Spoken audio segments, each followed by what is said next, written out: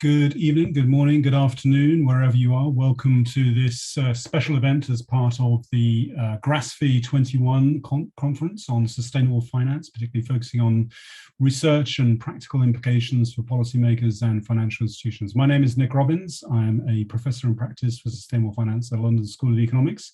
And it's my delight to moderate this session with four great panelists who are all part of the joint study group hosted by the Network for Greening the Financial System and the Inspire Research Network, the joint study group on biodiversity loss and financial stability.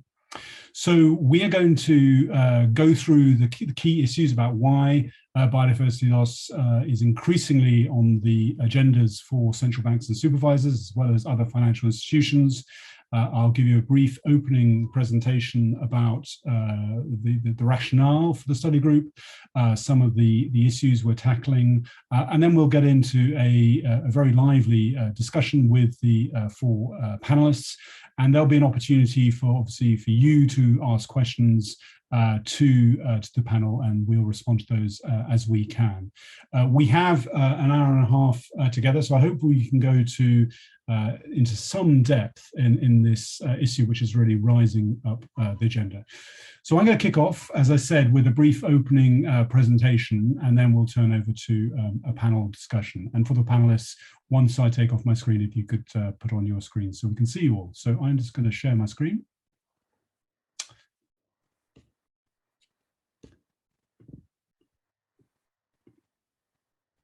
Here goes. Okay, so we're looking at the issues really of biodiversity loss, the nature agenda, and financial stability as it relates to the operations of central banks and supervisors. So this is the panel we have for you. We'll have first Jessica Dempsey speaking. Jessica is Associate Professor at the Biodiversity Center at the University of British Columbia. Then Katie Leach, Senior Program Development Manager for Biodiversity at Share Action. Then we'll have Rafael Del Villa Ulrich, who is the Chief Advisor to the Governor of Banco de Mexico.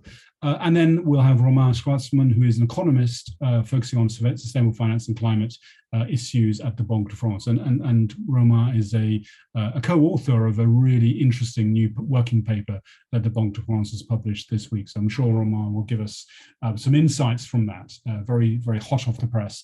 Then, as I say, some Q&A, and then we'll give some closing remarks about how we should take this agenda forward, particularly with big events coming up, not just COP26 on the climate side, but COP15 on the biodiversity front as well. So those of you on the call will know this already. Biodiversity loss is a long-standing issue, certainly since the signature and agreement of the Biodiversity Convention back in 1992, but the loss is accelerating. And the intactness in terms of biodiversity has fallen by almost 80%. And this is sort of well below the safe limit.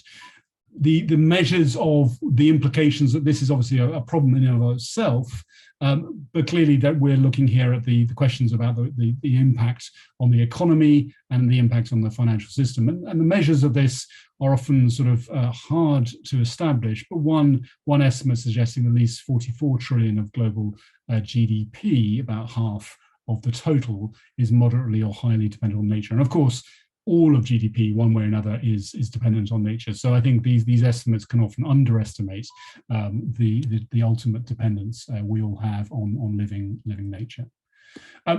I think what has happened really in the last 2 to 3 years is a recognition that this serious ecological crisis does have profound economic and financial implications, not least with the release of Partha Dasgupta's review on the economics of biodiversity earlier this year, and really quite a searing conclusion about the failure collectively to engage with nature. And clearly we are now exceeding the capacity of nature to provide the goods and services that we rely on for our well-being. And then this is both a policy and an institutional failure. And interestingly, Dasgupta did point about the importance of financial system change in order to rebalance our relationship with nature.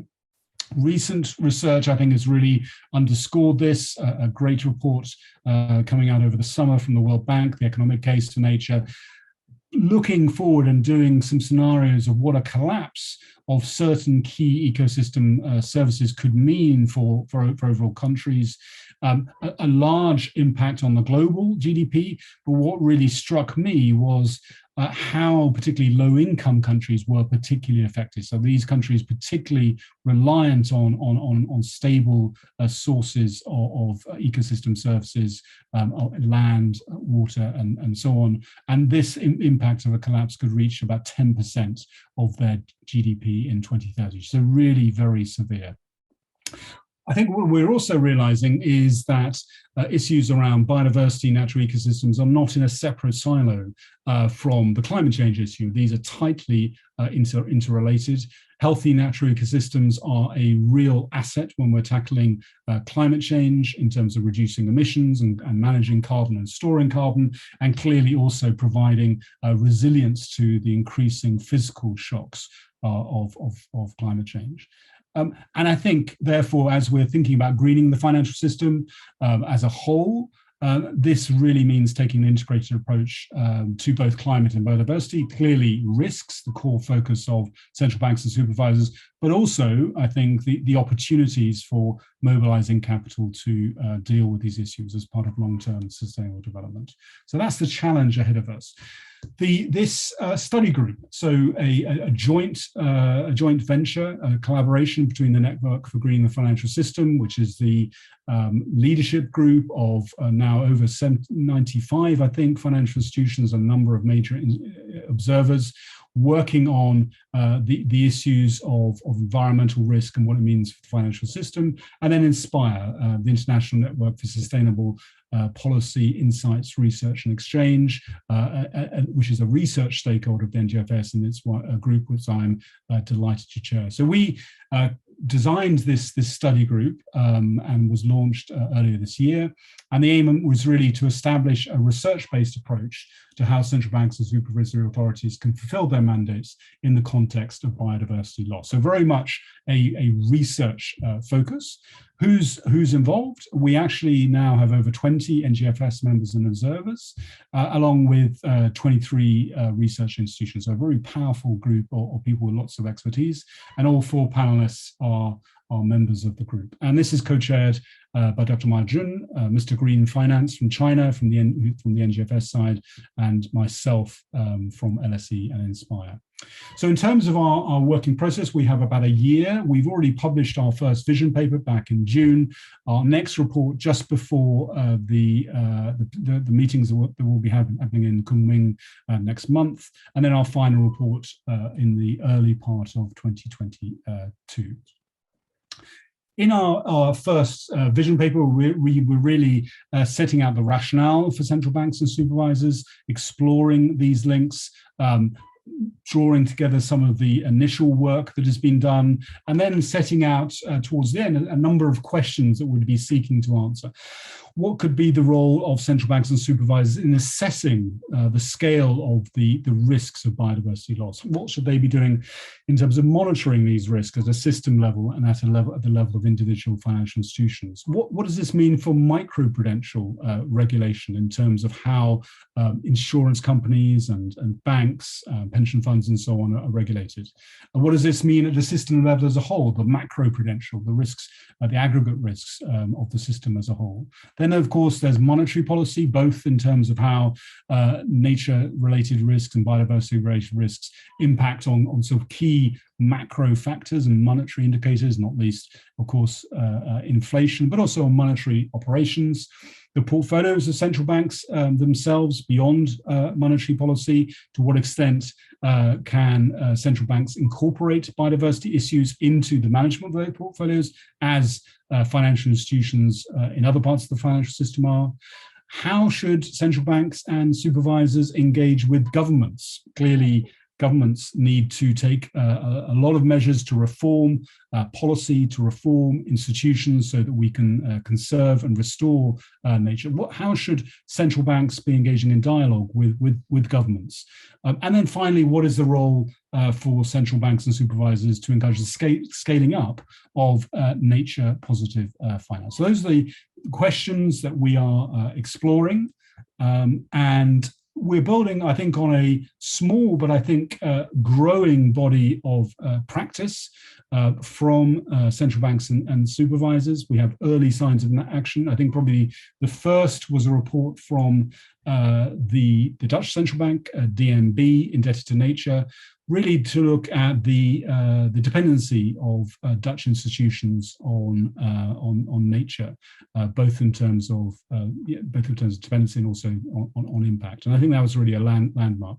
We also have institutions such as the Central Bank of Malaysia starting to make the links between climate and biodiversity, notably in their recent climate change taxonomy.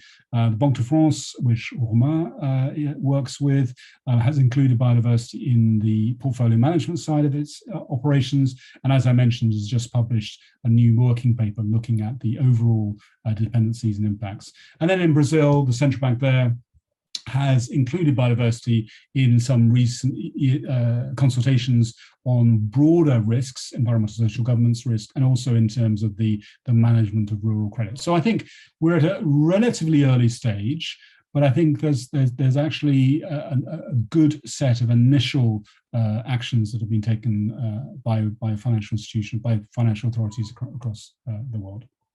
So looking ahead, clearly we have on the policy front, we have the UN Convention on Biodiversity moving towards adopting a global biodiversity framework that will now take place next spring in April. And I think it's really interesting to see how the sort of draft targets have been set out in terms of reducing threats on biodiversity, meeting needs, and also in terms of implementation, have relevance for the financial system and particularly for central banks and supervisors. And I think particularly inclusion in the draft framework of the need to align finance with biodiversity values, I think is a good marker for future action.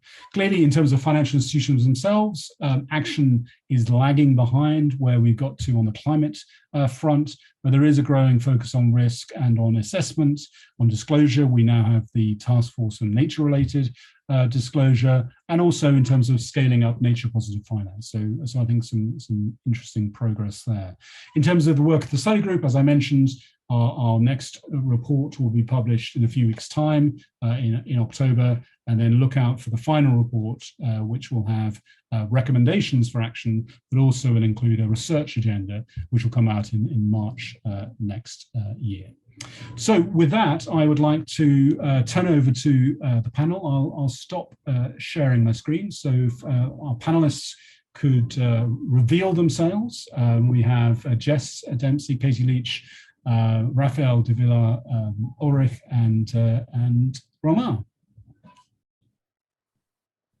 Raphael, are you there? I can. Yes. Can you? I can see you. I can hear you, but not see you.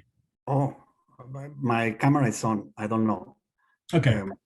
Hopefully it works in a moment. Okay, very good. Well, let's kick off the responses. There we are. Ah, fantastic. Very good to see you, Raphael. Nice. Thank you very much. Welcome. Great. So I'm going to start with you, Jess, in University of British Columbia. Your thoughts, particularly on sort of the rationale for central banks and supervisors, and your perspective from the research and the experience you've had in this area. So, Jess, over to you, please. Thank you. Sure. Thanks a lot, Nick. And hi, everybody. So just a tiny bit of background. I'm a geographer and a political ecologist that studies finance and biodiversity. And to start this panel off, I was actually asked to speak a little bit about the relationship between finance and biodiversity, which is kind of a huge area. But I guess I just would start. Nick laid out some figures about biodiversity loss. One key driver of these losses is deforestation, which continues unabated. The planet lost an area of tree cover larger than the UK in 2020, including more than 4.2 million hectares of primary tropical forests. And this is an increase of 19% from 2019. This is really massive, a bit smaller than Costa Rica, 4 Lebanons, for example. And this is probably obvious to people, but this is primarily through commodity-driven expansion in the tropics, including agriculture, mining, oil and gas. And I think it's really important that this is not really the result you might expect, given several decades of effort to change this trajectory. Lots of law, policy, roundtables on sustainable commodities, over 500 zero deforestation commitments by major companies. And so where is finance in all of this? Well, I'm going to make 3 quick points. First, and the most obvious, is that public and private finance provides fuel for deforestation and to biodiversity degrading companies. The estimates vary here. Global Canopy implicates 150 financial institutions in providing $5.5 trillion to what they define as forest risk companies. The Bankrolling Extinction Project found that in 2019, the world's largest banks invested $2.6 trillion into sectors known to degrade biodiversity. So this is the first and kind of most obvious way, this direct financing of industries. But second, and I would suggest perhaps most importantly, is that the financial sector actively lobbies against regulations that could help address biodiversity and the climate crisis. So very recently, Reclaim Finance found that financial institutions were the largest bloc opposing the EU sustainability taxonomy for polluting activities, including the sponsor of this conference, BNP Paribas. This lobby was larger than the energy sector. So now, of course, there's not one financial sector. There were banks and some central banks who supported that. But I think it's really important to recognize that the financial sector, with its outsized lobby machine, very deep pockets, and very deep networks with political elites, tends to oppose strong regulation of the sector and also progressive tax regimes, which impede concerted, rapid action on these entwined global crises, not only climate and biodiversity, but also inequality. And third, this is my last point, and it's very related to the above point. Instead of regulation, the financial sector creates and backs voluntary market-based approaches proven to be ineffective, largely ineffective on issues like deforestation. So these efforts, like the Equator Principles or zero deforestation commitments, provide an appearance of action while changing very little, a point made actually by decades of social scientific research. This has become a more widely discussed problem with the ESG expose by Tariq Fancy, which has kind of gone viral. So the salt in the wound here too is that, of course, large investment managers are now positioning their huge portfolio glut as the necessary capital to solve global problems, but only with enough public and philanthropic de-risking of those investments.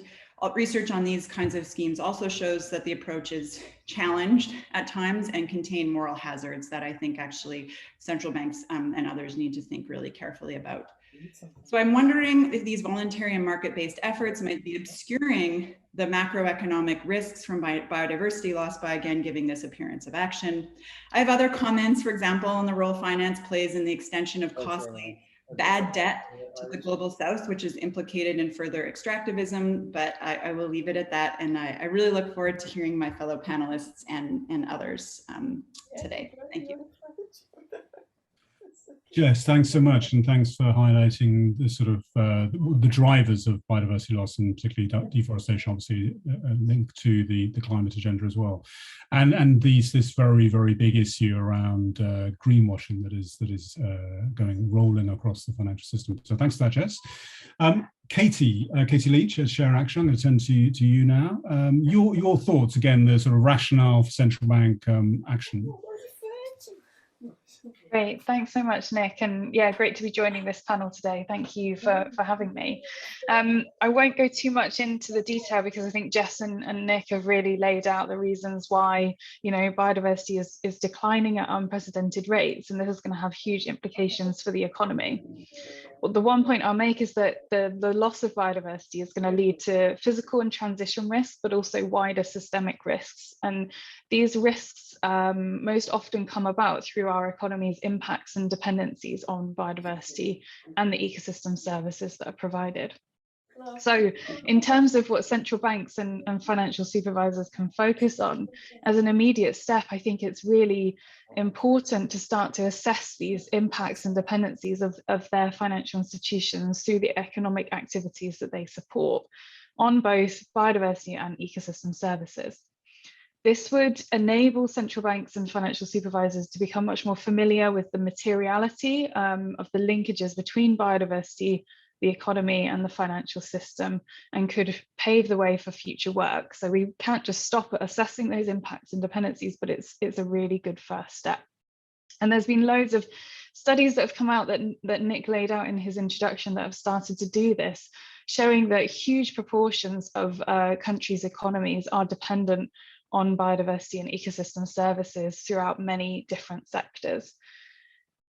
Lots of these studies to date have used a number of different tools, and I thought it might be useful to just lay out some of those tools and just the different assessment methods that have been used.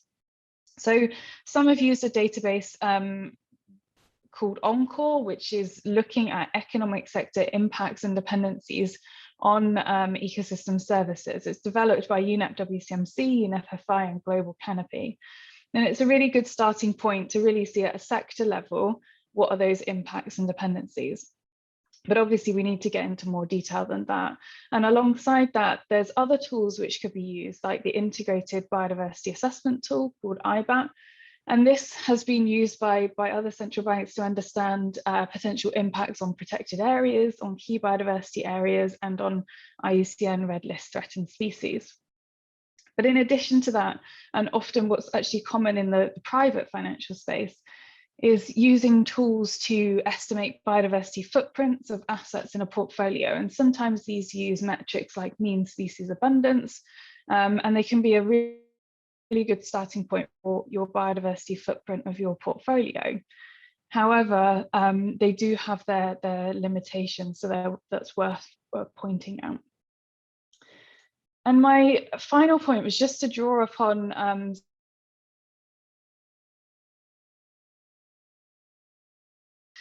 and to say that central banks and financial supervisors can really build upon and improve upon this momentum that's happening right now. Private financial institutions have really led the way in terms of how the finance sector has been engaging on the issue of biodiversity loss to date, but it's not at the same level as what we would hope for and on what we are seeing with climate action. So you see the development of things like the TNFD, guidance for private banks on biodiversity target setting, and pledges like the Finance for Biodiversity pledge. And there's loads and loads of movement here. But we're actually seeing that like Jess said, there's a lot of commitments and there's a lot of things happening. But Share Action recently developed a report that showed that none of the 75 world's largest asset managers have a dedicated policy on biodiversity. That may have changed since that report was done in 2020, I hope so. But only 11% of those surveyed managers stated that they expect portfolio companies to mitigate the negative impacts of their operations on nature. So it's something that definitely needs improving. We're seeing biodiversity included in generic ESG integration, with deforestation being a really common theme for engagement. But I think that central banks can definitely push for more progress in this space. Thank you. Katie, thanks so much. We lost you there slightly, but it was really helpful. Thanks so much. And also, thanks for starting to lay out, I think, this framework of impacts and dependencies. Thanks very much. Rafael, moving to you in Mexico. Thanks for joining us. I know that this is something you've been thinking about for a while, but really good to hear your perspective as one of the founding members of the NGFS and starting to think about issues of biodiversity. So Rafael, over to you, please. Thank you very much, Nick, for the invitation. It's a real pleasure and an honor. So I was asked in this intervention to focus my remarks on the strategic links between climate and biodiversity as part of greening the financial system. So I will focus on that, in this part. Climate change and biodiversity loss have very important characteristics in common. Both are an existential threat. They are both global and local phenomena. They are irreversible. So once a species is dead, there is no way to bring it back. Operate on multiple time horizons, are non-linear and subject to tipping points. Thus, there are significant risks and uncertainties. Both are complex phenomena and are happening at unprecedented scale since the Anthropocene, no? the 1950s. So also, in many instances, risks arising from climate change and biodiversity loss tend to compound each other. Now, I'm going to focus more at the differences between the two. Financial risk analysis arising from biodiversity loss is still at a very early stage, as is the available information. But I will say in a future intervention that this is changing very fast. And there is a wide dispersion of views among investors about its financial relevance. In climate, on the other hand, we have a single metric, concentration of carbon in the atmosphere. But when dealing with biodiversity and different ecosystems, we have many metrics. No, we have the seas, the lands, the insects, the forests, the peatlands. There are many ecosystems. While both climate and biodiversity are global and local phenomena, from my point of view, biodiversity loss directly affects specific communities and regions. So biodiversity is an extremely heterogeneous subject with these many different metrics, very complex processes operating at different scales and speeds, and also with unanticipated consequences. We don't know, even though there has been significant progress in the science, we don't know what will happen. The science is still not very determinant on this. Because many of the ecosystem services, be they produced, such as timber, for instance, or drinking water, or regulating, such as precisely preserving water by forests, they are free because these ecosystems produced and regulating services are free. Of course, they include also decarbonizing the atmosphere. They are not properly accounted for. With climate change, there is a clear and simple narrative focused on carbon emissions and how to mitigate these emissions. Internationally, as we have witnessed in the last 9 months, there is a quick convergence towards net zero goals by mid-century.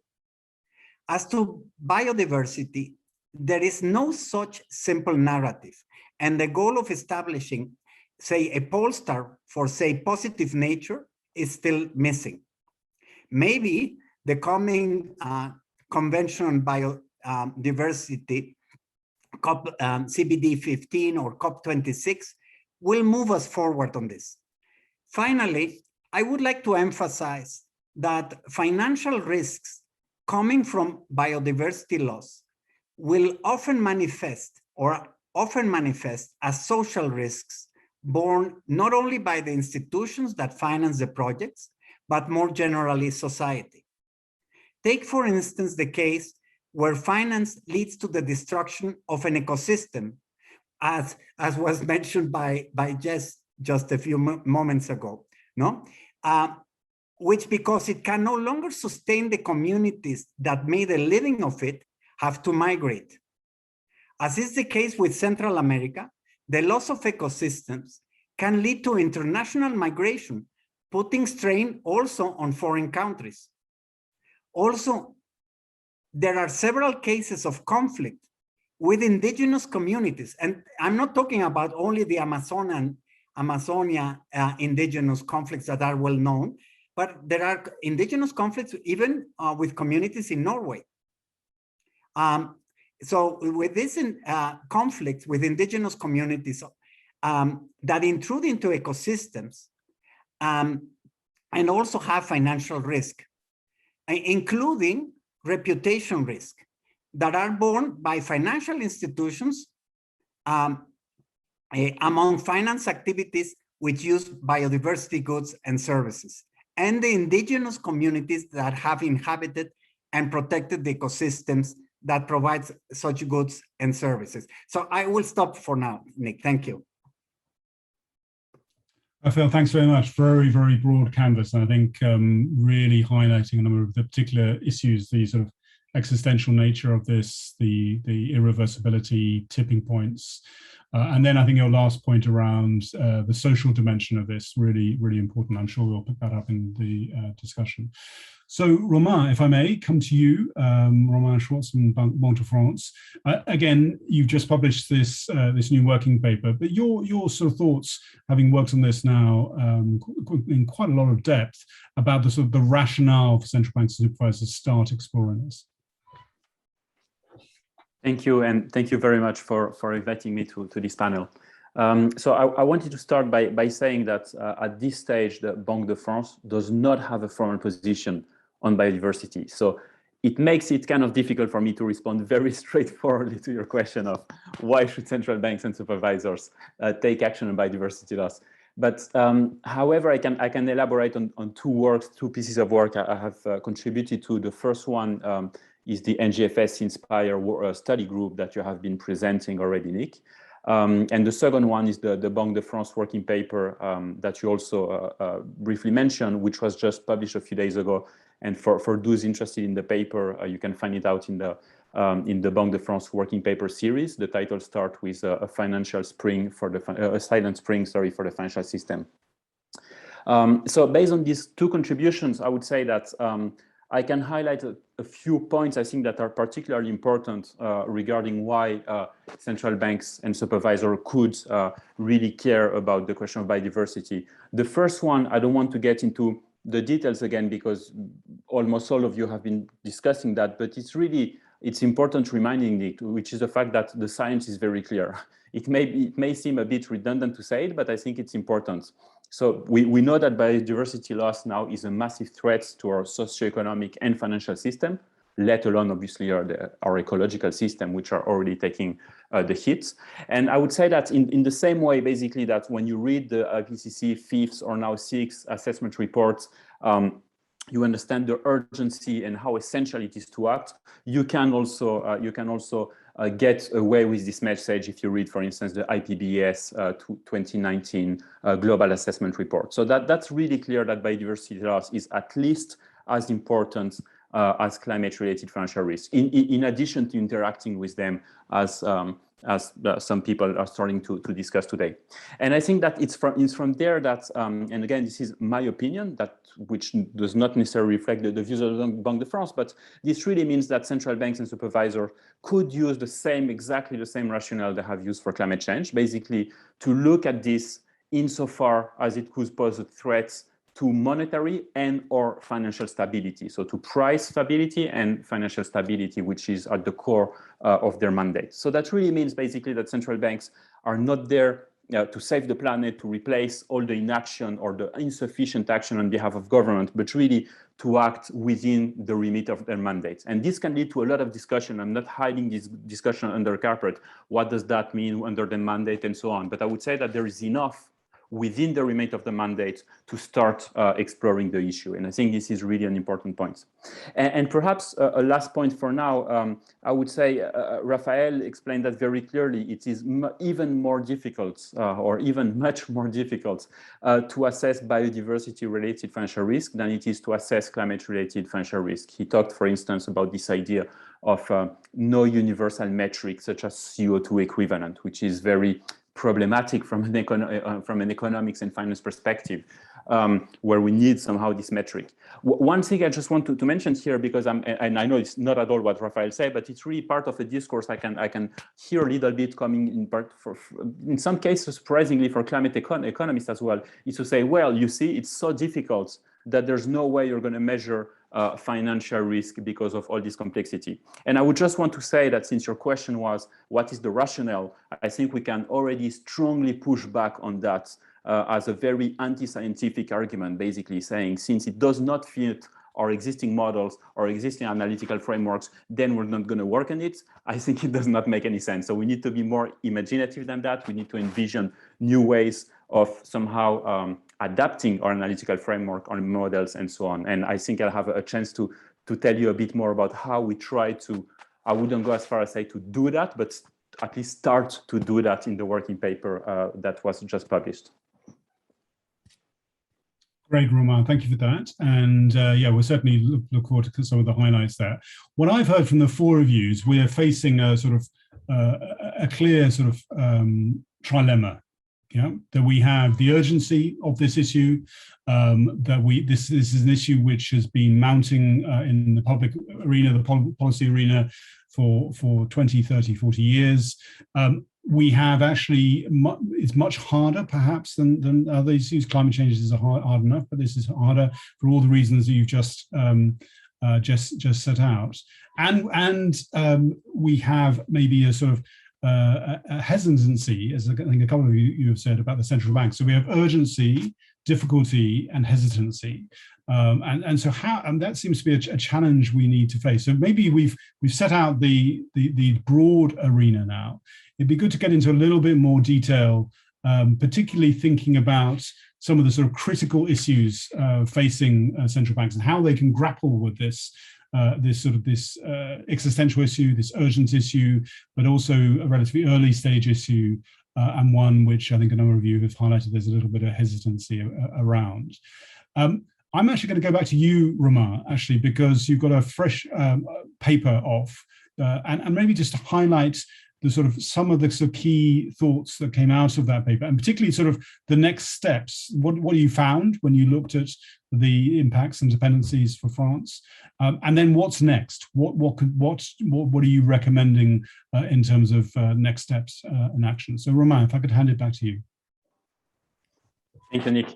So starting a little bit with what we found, I think we were really starting from the starting point was really what has just been discussed. That's we don't have these universal metrics. We don't have as many models as when it comes to climate economic models. And we're faced with a lot of uncertainty because of this lack somehow of universal metrics. So we need to, we're talking about many ecosystems, many different species, many different relation between multiple organisms and so on. So in order to address this issue, we started from the fact that some methodologies have been developed over the past few years, and Katie already provided an overview of many of them, acknowledging, and I think I fully agree with her on that none of them is perfect, obviously, but at least there is a starting point.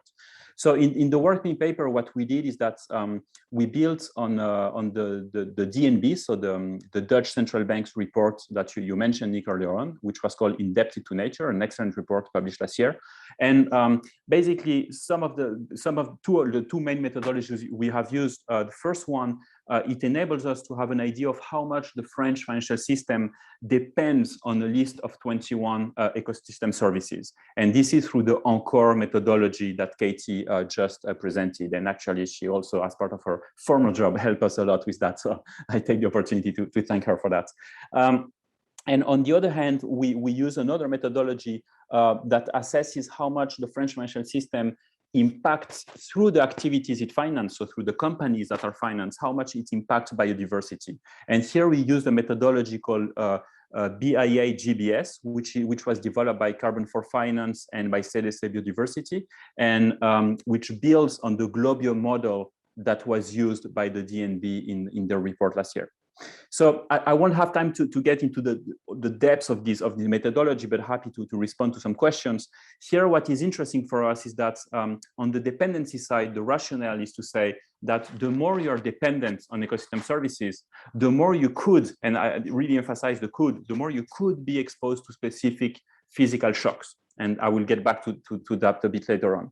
And then on the impact side, you could say that the more you have a negative impact on biodiversity, the more you could be exposed to different sorts of transition shocks. So it could be from changes in consumer preferences, from regulations, from investors' reassessment of future profits, and so on. So this is the rationale. And what we found there is that on the dependency side, 42% of the value of the securities held by French financial institutions comes from issuers that are highly or very highly dependent on one or more ecosystem services. And that doesn't mean that the rest is not dependent. We could say that all activities are dependent ultimately on the fact that nature exists, but it's just a way of highlighting how much is highly dependent and which are these activities, which are the ecosystem services, and so on. Then on the impact side, what we find with the GBS methodology is that the accumulated terrestrial biodiversity footprint, so just one part of the footprint of the security, again, through the activities they finance, is comparable to the loss of at least 130,000 square kilometers of what we could call pristine nature, if we had to put a name on it. So basically that corresponds to the artificialization, a complete artificialization of about a quarter of the area of France. So we can see through these studies that through these estimates that there is a strong materiality of these linkages between finance, economy, biodiversity. We cannot hide behind the fact that this is too difficult, there's nothing we can do. But of course, as Katie said before, all these methodologies, none of them will ever be perfect. So we need to also think about what do we do from there.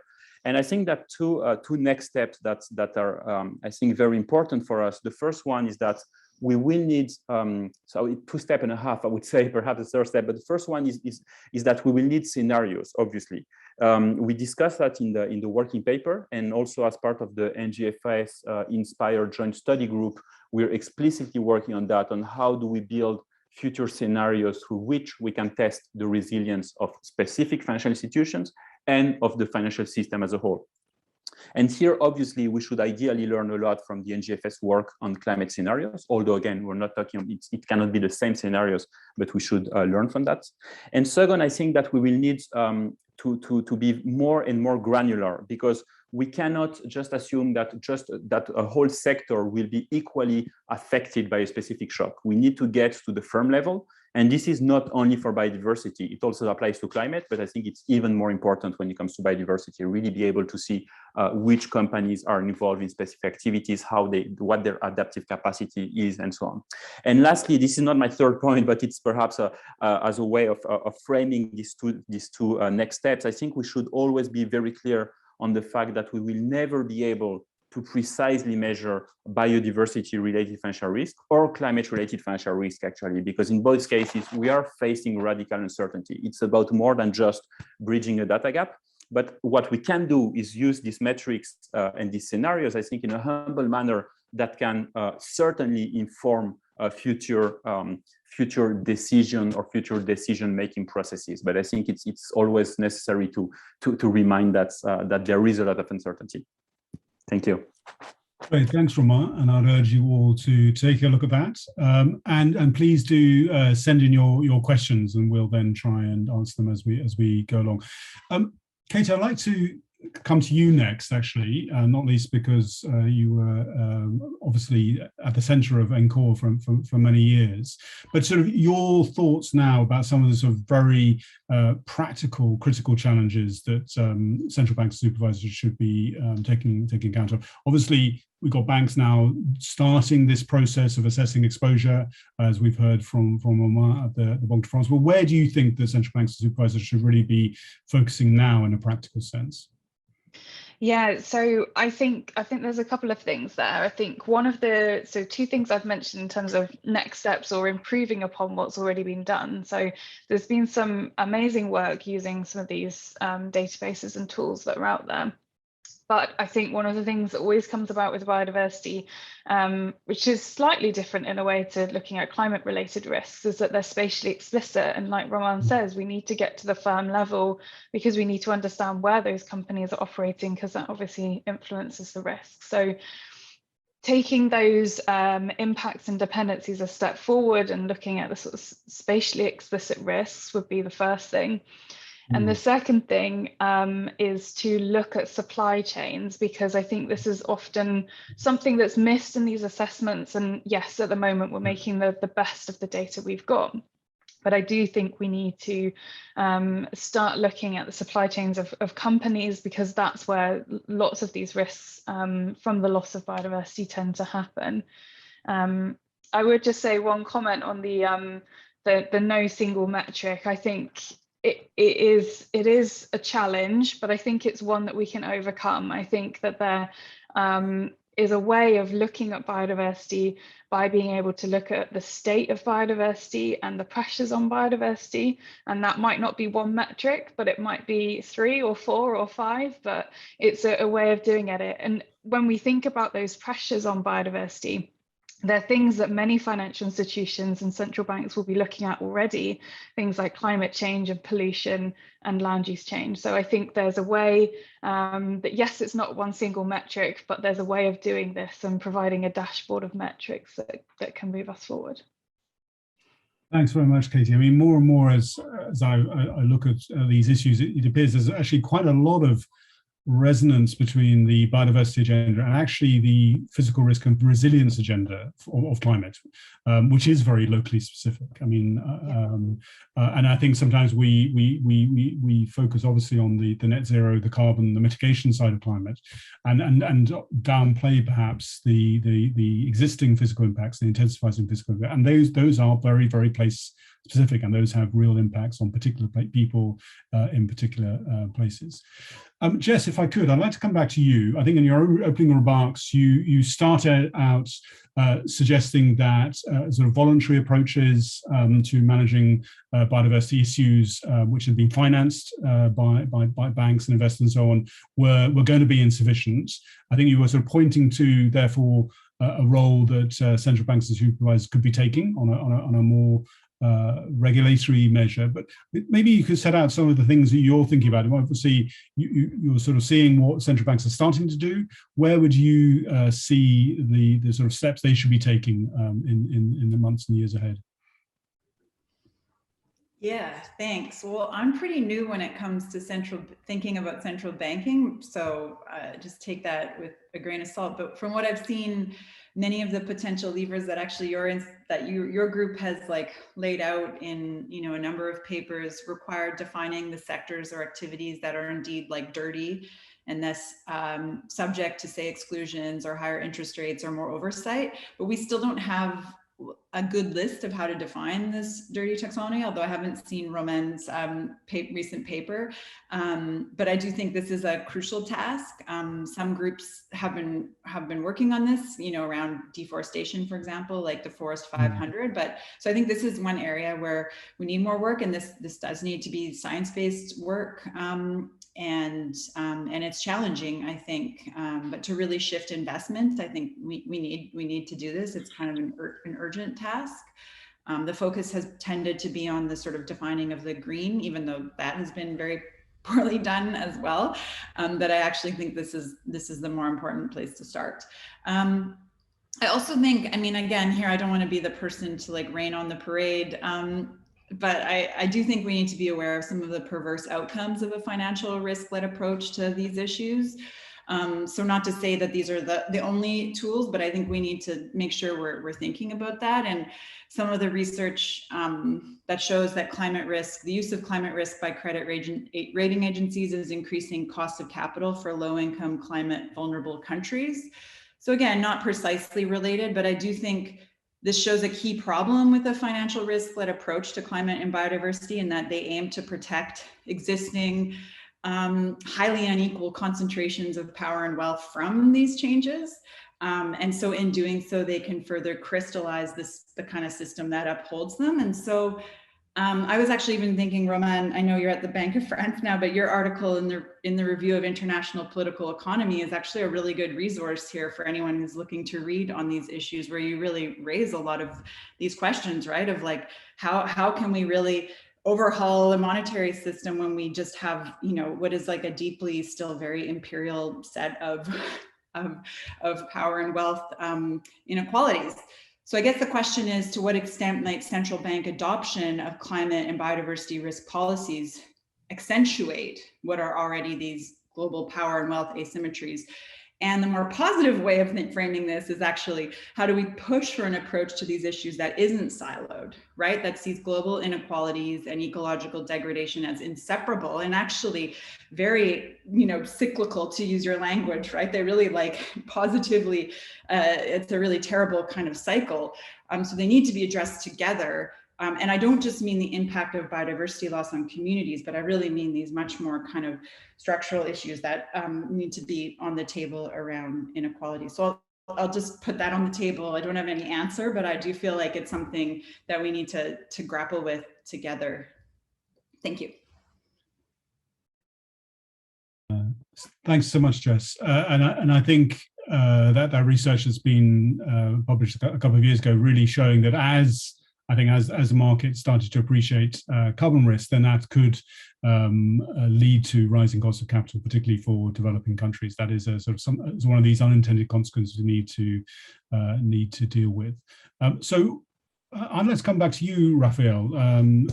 At the Banco de Mexico, you've been thinking strategically about these issues for a while, particularly just thinking about what the other panelists have been talking about, the need for granularity, the need for science-based judgments, the needs for looking at what it means in particular places, being spatially explicit, looking at supply chains.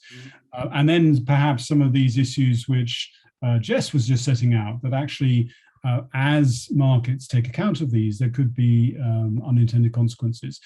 Where would you sort of start in terms of your sort of inquiry and exploration in this? Where are the sort of the priorities that you're considering, Rafael, in your work? Thank you very much, Nick. And so I will give you a very optimistic point of view. So perhaps unrealistic, but very optimistic. Good. And I think that going to the first question that was put to us, on critical challenges, what are the critical challenges we need to focus on to effectively engage with, central banks and supervisors? But I would extend that question to also financial institutions in general. And I think a first strategic point is avoiding blind spots, and that is related to information, metrics, and disclosure. Well, let's start. I will talk mainly about information, Nick, if you allow me. So I think a lack of robust, detailed information on which to base the management of risk stemming from biodiversity losses is of course, a fundamental issue that we have to address. However, as I said, I am very positive. I think there is significant advance that is being done in the last 10 years. The UN system of environmental economic accounting provides information on how the environment and natural resources are doing. It records the status and trends in the environment, as well as a reporting on how people are using the environment and the resources. This system, which is connected to the system of national accounts from which the GDP calculation is made, well, of course, GDP has nothing to tell us about how the environment is changing, and that is, of course, very a huge debate with the Dasgupta review. The system, however, this system of environmental economic accounting has a specific, and this is important, ecosystem accounts that tell us about how the ecosystems are doing, and importantly, for central banks, how people are using the ecosystems. And consequently, I hope this is not only wishful thinking, the impact such use has on the ecosystems. So these ecosystem accounts include monitoring the extension of ecosystems, the health of the ecosystems, and the benefits derived from such ecosystems, provisioning services, and regulating services. To determine the asset value of ecosystems, they look at the contribution of the ecosystem to economic activity production and consumption at market prices. but many goods, as we know, and services produced by the ecosystems have no market value. So this is a very limited or restricted valuation, but it is a solid start. Interestingly, these international ecosystem accounts use satellite maps or photos that are regularly being taken all around the world, including those areas that have little monitoring, land monitoring. This is in addition to remote sensing. So these accounts, together with the maturing science behind modeling ecosystem services, allows us to gather a picture of the services of these ecosystems over time. So these ecosystem accounts allows us to monitor land use, CO2 emissions, etc. No? With the limitations on valuation of the services that I mentioned before. However, they support better management alternatives of the land use. I suppose that ecosystem accounts can support in identifying the risks and exposing the risks as well, no? So now let me go to the point that just because I fully support what Roman was saying about the necessity that the research community, no, this question on what is it that the sustainable finance research community should be answering. And I think the construction of scenarios is, of course, fundamental, and to this, and there are some global commons, global public goods like the oceans. I think that is, perhaps scenarios on global scenarios on tropical forests that focused on tropical forests that we could do. And another, and I don't know how we can stretch this, how far we can stretch this, this idea of scenarios with a global perspective. But certainly, as has been mentioned, and you already said it, and Katie mentioned it also, the spatial dimension of this is so fundamental, so that perhaps the science can be, scenario analysis can be pushed towards a micro level that could be useful for this through this to help us understand at a more regional or even location specific. But that's sort of, I'm sorry, that's a little bit perhaps too way off, and I apologize for that.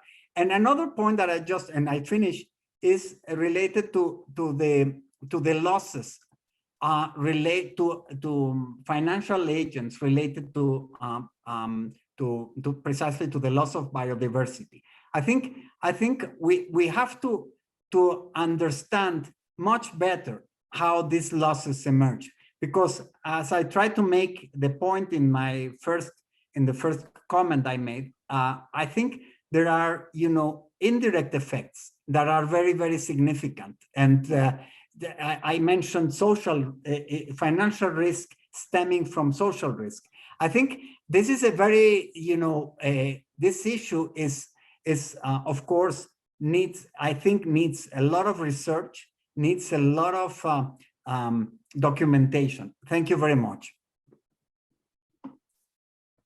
Rafael, thanks so much for that. That's really good, and starting to get into some of the research agenda. Again, GRASFI being a research network.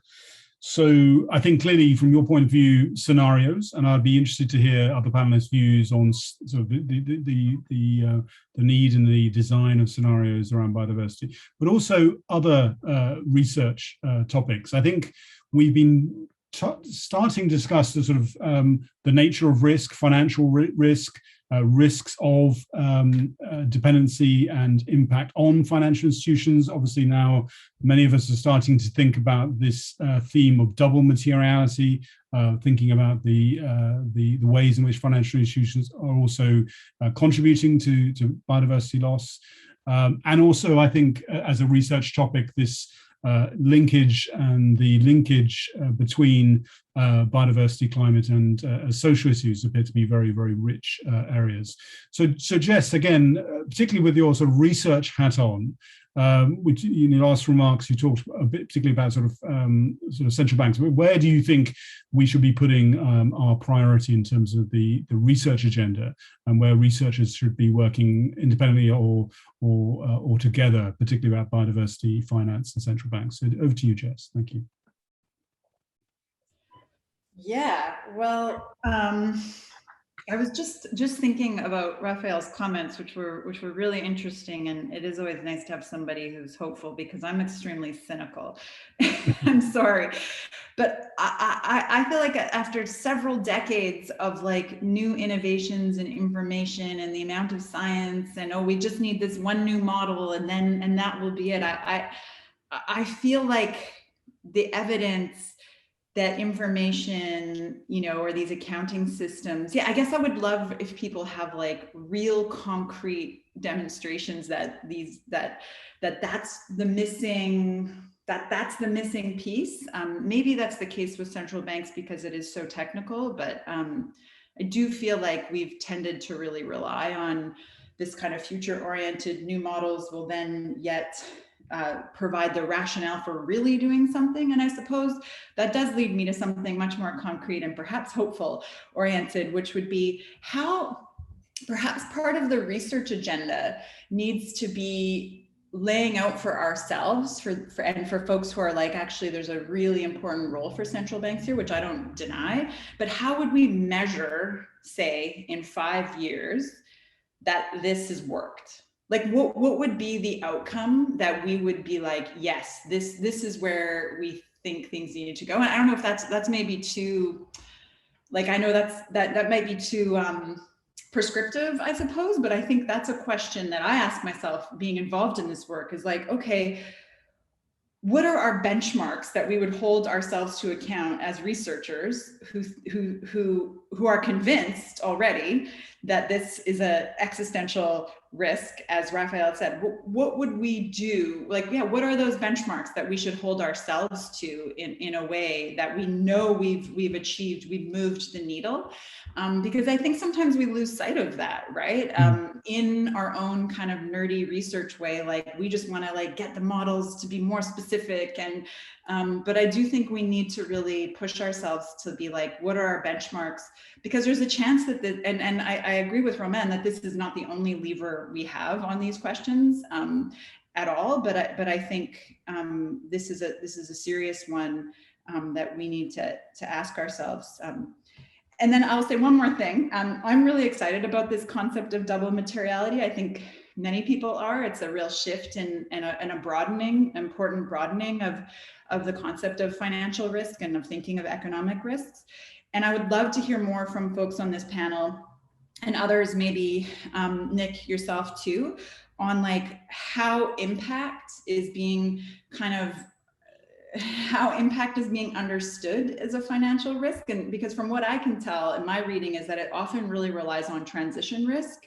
And here again, you do sort of have this kind of cyclical, well, the risk comes from transition risk. Transition risk largely comes from governments regulating, but yet the last decade of, CBD target, achievement shows that actually there's not a ton of regulation or transition risk. So yeah, I guess those are two like kind of broad and I'm sorry to say relatively cynical or skeptical questions, and more question than sort of formed ideas about what needs to happen. But I'd be curious if others have thoughts on either of those things. Just yeah, so thank you.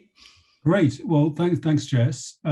So, Romain, I mean, you wear many hats. You're a researcher. You work at Banque de France. You publish in many academic journals. Where do you? I mean, on this research side, and it would be good if you do pick up the double materiality challenge as well. Where do you think we should be putting our effort? I was interesting to see actually that in your working paper that you were looking at this issue of double materiality. Where do you think we stand on this emerging frame, this emerging conceptual framework?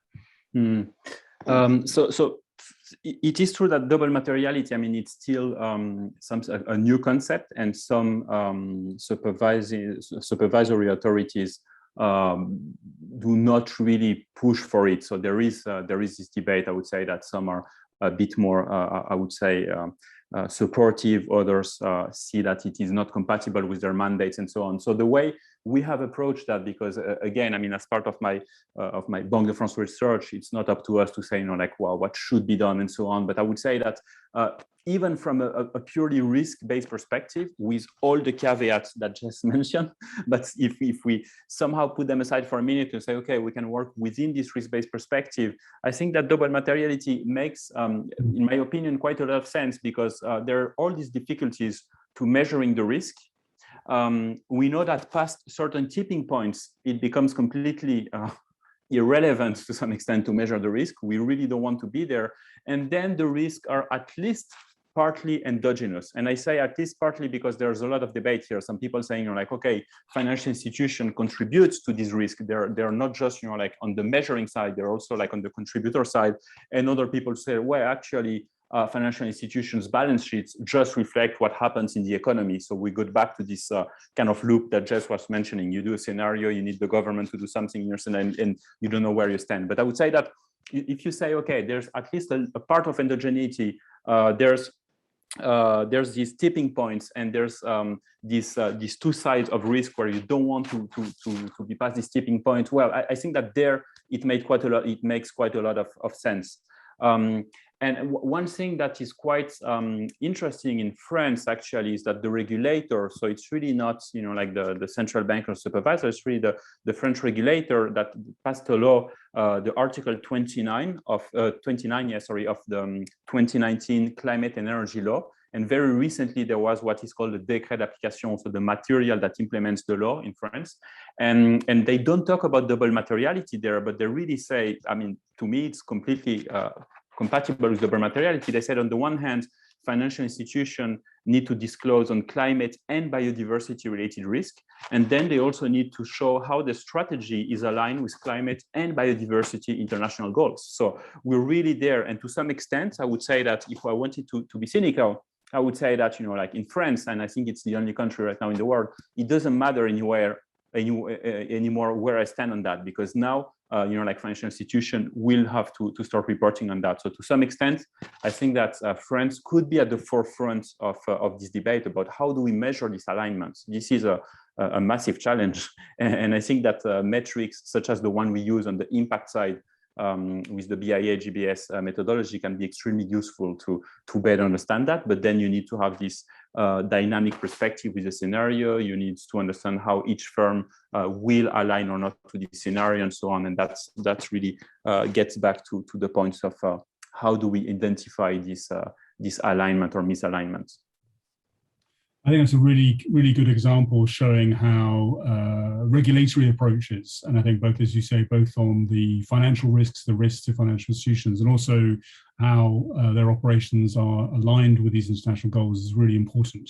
And hopefully that will be a sort of powerful tool for change in France, and hopefully that model will be adopted elsewhere. I'd like to come back to you, Katie. You've been involved in a number of these particularly Encore, these assessment devices are now being used both by the private sector and also increasingly by other parties. Where do you see the sort of the critical challenges in terms of where the research agenda should be focusing its attention on measurement and data, and particularly how do we sort of take action now in the absence of perfect or maybe even sufficient data? How do we start taking action now in this context of existential threat without maybe having to wait for the perfect peer-reviewed time series? Yeah, great question. So I think in terms of the research, so I think there is a huge amount that could still be done around data and metrics, and I sort of touched on the metrics side quite a lot already. I completely agree that the scenarios is a key research piece going forward. There has, however, I think, been quite a lot of work. It's just that maybe some of the work within the biodiversity community needs to be translated for use by financial institutions. And I think there was a piece of work done by some colleagues at UNEP WCMC that looked at how do we bend the curve of biodiversity loss. And there were scenarios that make up part of that. And there's a whole group that's part of the IIGF family that's looking at scenarios and models. I think that just needs to be tied in a bit more with the financial side, because there's a huge amount of knowledge and expertise in those spaces. So I think it kind of needs to be brought together. And the one thing that I quite like to think of is there was some work done by the World Economic Forum, which started to look at transition pathways for different sectors. And I think we kind of need to tie the two together and have something that tells us how to bend the curve of biodiversity loss by focusing on different sectors and the scenarios that enable us to do that. So I think that's a really key piece and absolutely a really challenging piece of work to do. But I think that's something that I would say. On the taking action now, I think there is so much, and I think even within the private financial side and all of the work that's been done on the central bank side, we've proven that, you know, even with the incomplete data sets and metrics that we've got at the moment, we can achieve so much impact. And I think we just need to keep channeling that.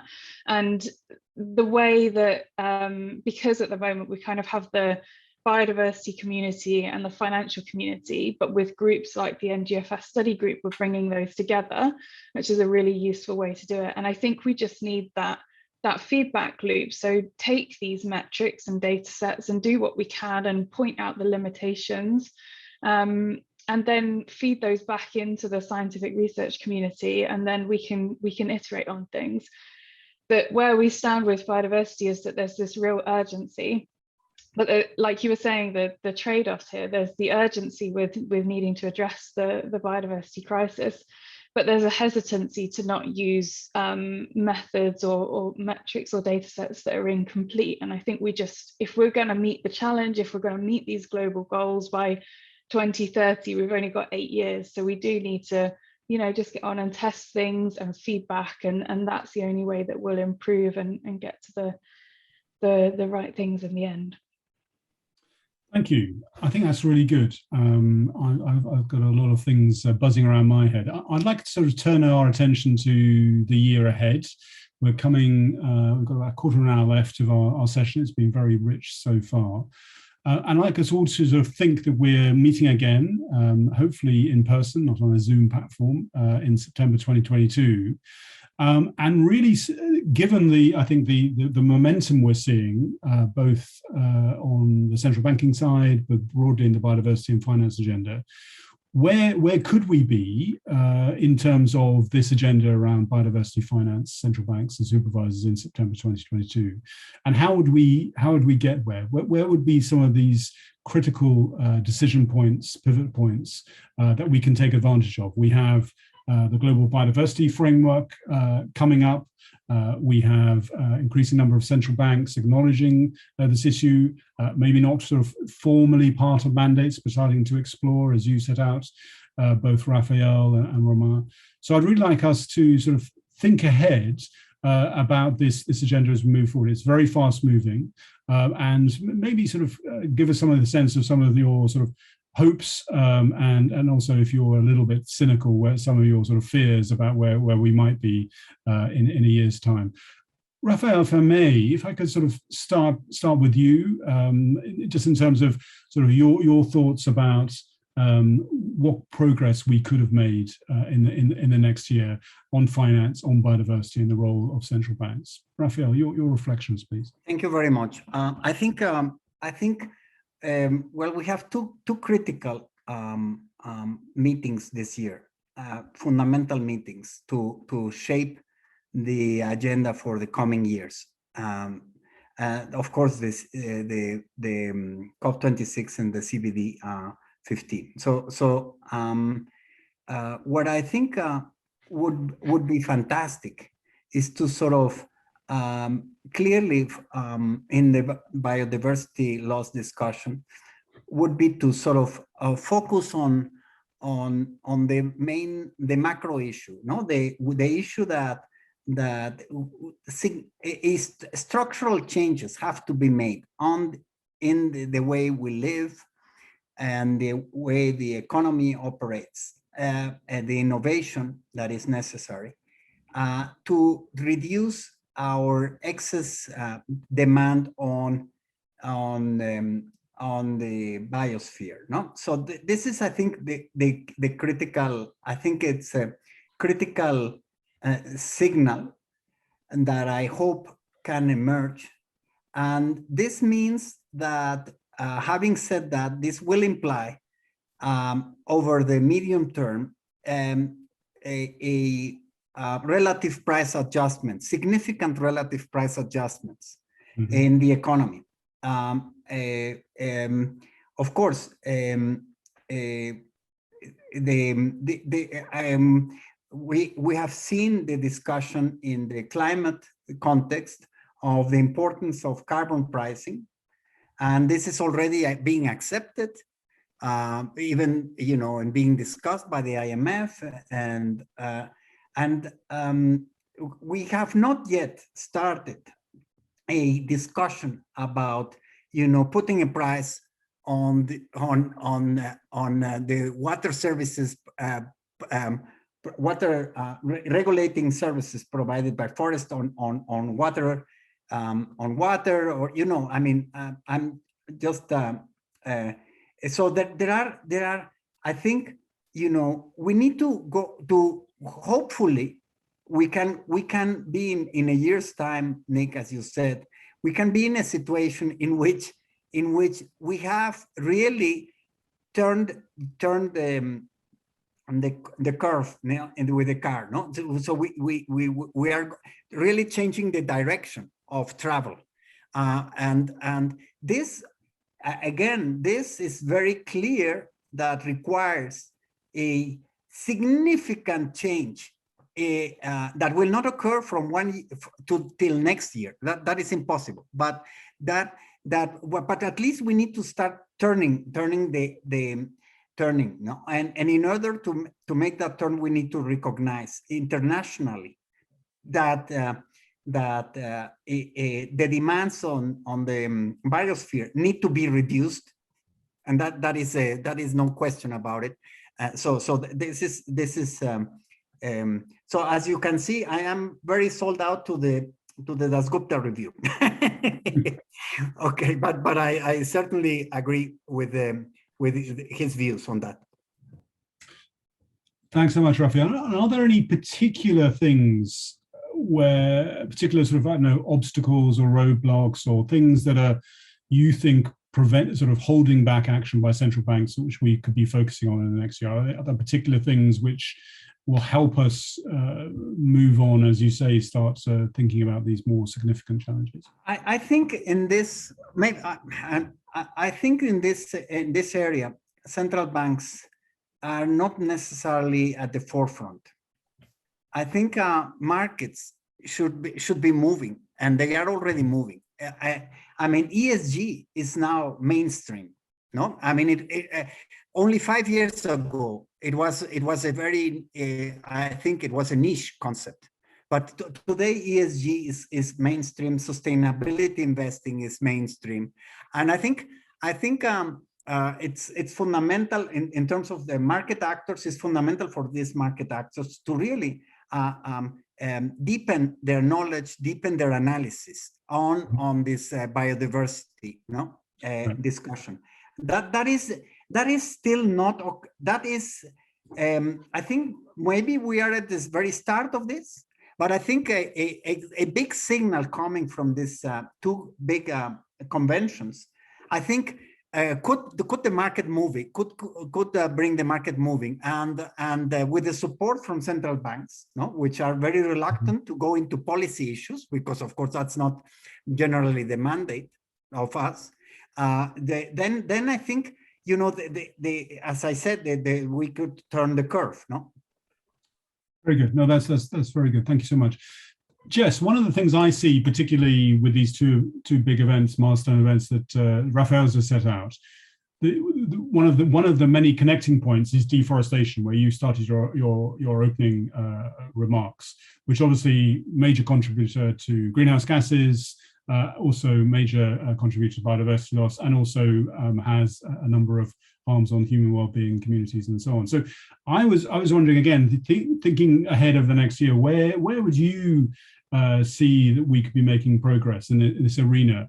I'd be really interested to draw out, particularly if you wanted to, on this diverse deforestation theme, because it's one of those points of intersection, isn't it, between these two agendas? Yeah, thanks. This is a fun question. I think this kind of September 2022, and I think that's the kind of timeline we should be setting for ourselves. Actually, this kind of decade out timeline is just frankly bullshit, right? Like, we need to be moving the needle like every month rapidly. So I think that's one thing, is that I appreciate us that we should be constantly asking everyone, like, where are we going to be next year? Not where are we going to be in 5 years, but where are we going to be next year? So I think that's crucial. And I think that's a science-based, actually, demand. Both the IPBES, the International Panel on Biodiversity and Ecosystem Services, and the IPCC are basically telling us, like, we were supposed to be moving the needle like decades ago. We need transformational change. We need systemic change. And so I think this is what's in front of us. And so if I had to be like, wish list for September 2022, I mean, again, not a central bank expert per se, but I would say what Roman said about regulated disclosure, like now, not the TNFD voluntary this or that. Like, we need everybody to be disclosing this, but that's just the very beginning, right? I mean, there's actually not even, I mean, how much does disclosure move markets, right? I mean, that's also a research question, right? But I think we should be skeptical of that theory of change. So the second thing would be, like, we need dirty taxonomies, right? We need to agree on them. I mean, again, not in 5 years, not in 10 years. We need to be like, have a coalition. If states won't do it, then you need others to agree on it. Like, we need a dirty taxonomy. And when we start doing this stuff, we need to be thinking about these issues together. We need to be thinking about climate, biodiversity, and we need to be always thinking about global inequality, right? Like, this can't be like a separate thing. So I would say that would be my September 22 to sort of would be great if that could be the case, and how central banks can be involved in those. And with this dirty taxonomy kind of leading to changes in the cost of capital, ideally, would be, I think, an outcome that many of us would be like, yeah, we're moving the needle, right? But again, immediately, not waiting for, you know, the perfection of the model, even though I can totally understand why increased, you know, information and models are necessary. Thanks so much, Jess. Katie, you're a Share Action. It's an organization which moves markets, research-based, working with institutions, throwing the ball forwards and encouraging people to move in many areas, not just biodiversity, climate, human rights, labor science. Where do you think we can be in September 2022? Oh, well, I think there's so much that we can do already that I'm very optimistic about September 2020. And like, yeah, we've got all of these timelines that are so far in the future, and we need to be making moves now. So I would love to see mandatory disclosure on biodiversity related impacts and dependencies. Slightly hesitant that will be the case. I do think that we'll see a lot of voluntary disclosure. I think the TNFD will encourage that in the next couple of years. But I do think we inevitably need to move to that mandatory disclosure. By September 2022, we're going to have in place the post-2020 global biodiversity framework, and it's going to be of interest to everyone, all actors within society. And there will likely be a draft target in that that's around aligning financial flows with biodiversity values. There's still some details to unpick about that, but I think that's giving us a signal for where we need to be by 2030.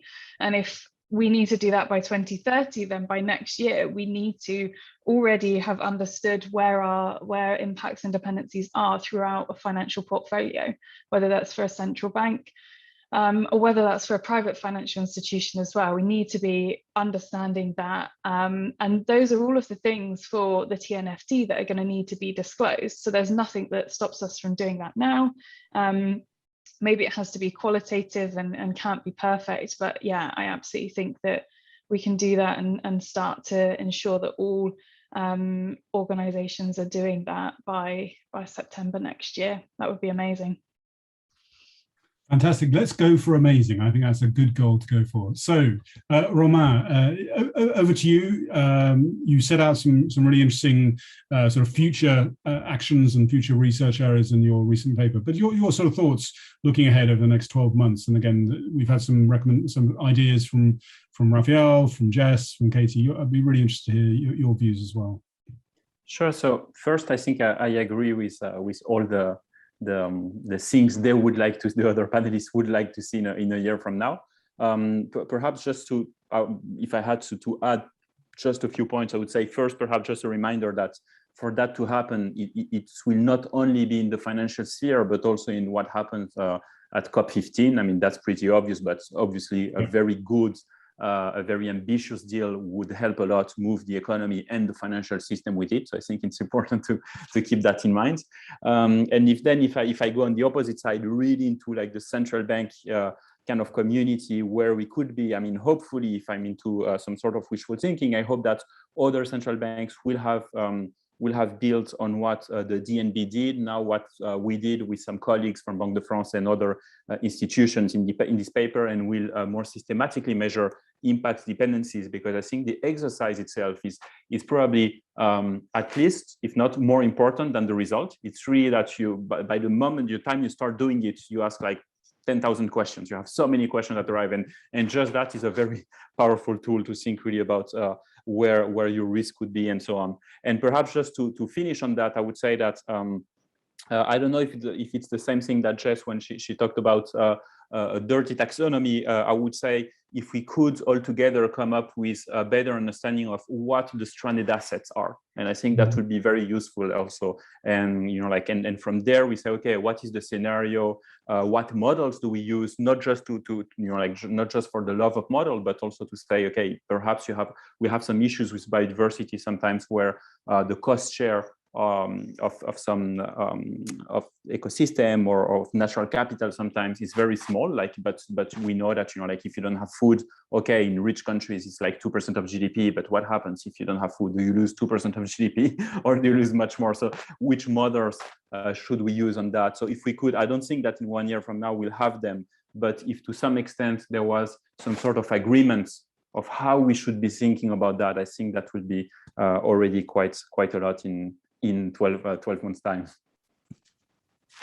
No, that's a really interesting point, Romain. I mean, I think it was sort of 10 years ago this year, actually, that stranded assets was first sort of put forward by Carbon Tracker as a theme within the climate debate. And most people in the financial system then thought this was a completely nutty idea.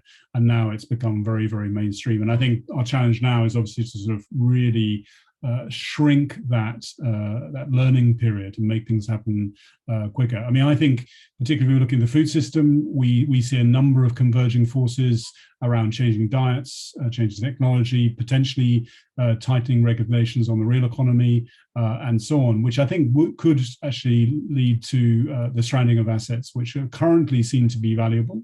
But I think for a number of converging factors could have their valuations sort of undermined. So that would be, I think, be a great step forward. We're coming towards the close.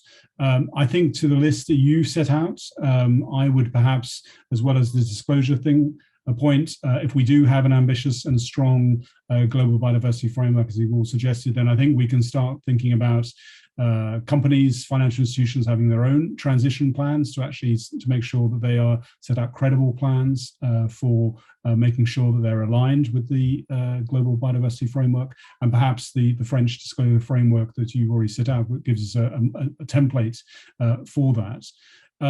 If there are any sort of final thoughts, I'd be interested in them, particularly what do we need to do in terms of linkages between the world of sort of biodiversity science and the world of finance? Any final thoughts of that before we close?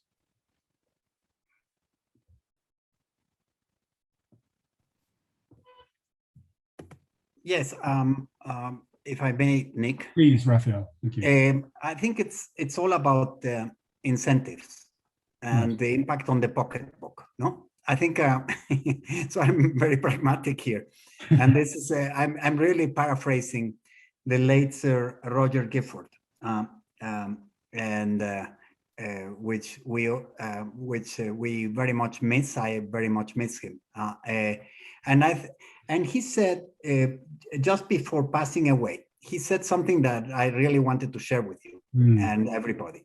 No, he made the point for positive solutions for measuring nature and incorporating them into firm activities, saying that this is much better than naming and shaming. Mm-hmm. Well, naming and shaming itself has the advantage of affecting the share price, which no CEO and shareholder likes. But on the other hand, he said positive solutions probably make for much more interesting and investable proposition. So with increasing clarity on the health and value of ecosystems, and increasing information at the disposal of investors and financial institutions, of course, central banks, I'm finished with a positive note that I started. We may be at the start of serious action to preserve and restore ecosystems, and maybe take the turn, and so that Jess is a little bit skeptical about. Thank you. Great. Well, Raphael, thank you very much, and thank you for bringing Roger Gifford's wisdom to this event. He was a great leader in green finance internationally, so I think it's very, very kind of you to remember him at this moment. So I think we're on time. I'd like to thank you all. I'd like to thank you, Raphael, Romain, Jess, and Katie for your wisdom, to the audience for listening in, for sending in your questions, and let's continue the debate, but more importantly, let's continue to focus on action, and let's achieve, in Katie's words, some amazing results in the next year. So let's keep working on this. Thank you so much.